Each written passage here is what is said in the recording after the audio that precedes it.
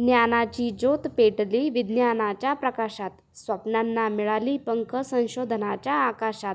चंद्राला गवसणी घालून भारत उभा अभिमानात, विज्ञानाने लिहिली नवी कहाणी जगाच्या इतिहासात. विज्ञानाने लिहिली नवी कहाणी जगाच्या इतिहासात. नमस्कार उपस्थित मान्यवर, आदरणीय शिक्षकवृंद आणि माझ्या प्रिय मित्रमैत्रिणींनो. आज आपण अत्यंत अभिमानाचा आणि प्रेरणादायी दिवस साजरा करण्यासाठी एकत्र आलो आहोत. राष्ट्रीय विज्ञान दिन. दरवर्षी 28 फेब्रुवारी हा दिवस भारतात राष्ट्रीय विज्ञान दिन म्हणून साजरा केला जातो.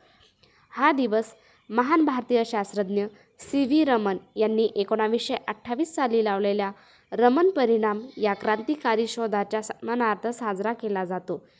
त्यांच्या या शोधामुळे भारताला जागतिक पातळीवर सन्मान मिळाला आणि त्यांना नोबेल पारितोषिकही मिळाले.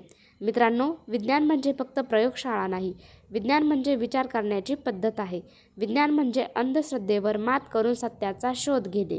विज्ञान म्हणजे का आणि कसे हे प्रश्न विचारण्याची सवय.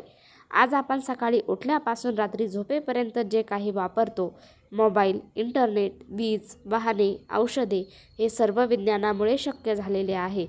जर विज्ञान नसते तर आधुनिक जीवनशैलीच नसती. भारताची अंतराळ झेप. कधी काळी चंद्र फक्त गोष्टींमधला भाग होता, पण आज भारताने चंद्रावर आपला ठसा उमटवला आहे. भारताची अंतराळ संशोधन संस्था इंडियन स्पेस रिसर्च ऑर्गनायझेशन म्हणजेच इस्रोने चंद्रयान-3 मोहिमेद्वारे चंद्राच्या दक्षिण ध्रुवावर यशस्वी लँडिंग करून इतिहास घडवला. भारत हा असा करणारा जगातील पहिला देश ठरला. हे यश केवळ वैज्ञानिकांचे नाही तर प्रत्येक भारतीयांच्या स्वप्नांचे यश आहे. इतकेच नव्हे तर भारताने सूर्याच्या अभ्यासासाठी आदित्य L1 ही मोहीमही यशस्वीपणे प्रक्षेपित केली आहे. यामुळे भारत आता चंद्र आणि सूर्य दोन्हीच्या संशोधनात आघाडीवर आहे. चंद्रावर जाणे म्हणजे फक्त अंतराळ प्रवास नाही, ते आहे आत्मविश्वासाचे प्रतीक. ते आहे मेहनतीचे फळ. ते आहे आपण करू शकतो या विश्वासाचा विजय. मित्रांनो, विज्ञानामुळे वैद्यकीय क्षेत्रात मोठी क्रांती झाली आहे. आज गंभीर आजारांवर उपचार शक्य झाले आहेत. नवीन लसी विकसित झाल्या आहेत. आधुनिक यंत्रसामग्रीमुळे शस्त्रक्रिया सुरक्षित झाल्या आहे. जगभरात आलेल्या महामारीच्या काळातही वैज्ञानिकांनी संशोधन करून लाखो जीव वाचवले.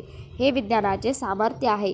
आज जगासमोर ग्लोबल वॉर्मिंग, प्रदूषण आणि पाण्याची कमतरता यासारख्या समस्या आहेत.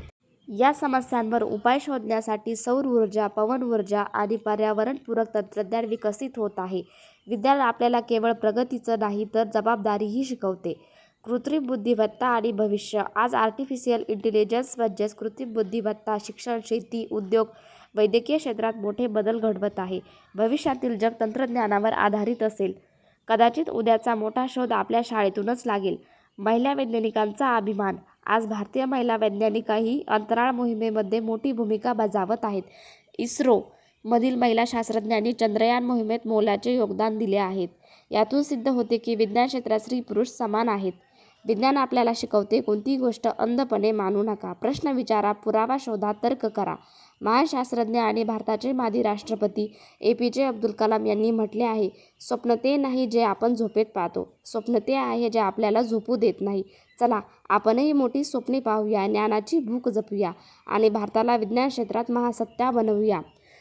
विज्ञानाची ज्योत पेटू दे मनामनात, विज्ञानाची ज्योत पेटू दे मनामनात, नव्या शोधांची स्वप्ने राहू दे प्रत्येक डोळ्यात. चंद्रावर झेंडा रोवला आपण अभिमानात, भारत पुढे जाईल ज्ञानाच्या बळावर जगात. भारत पुढे जाईल ज्ञानाच्या बळावर जगात. विज्ञान आहे उज्ज्वल भविष्याची हमी. जय हिंद, जय विज्ञान. धन्यवाद.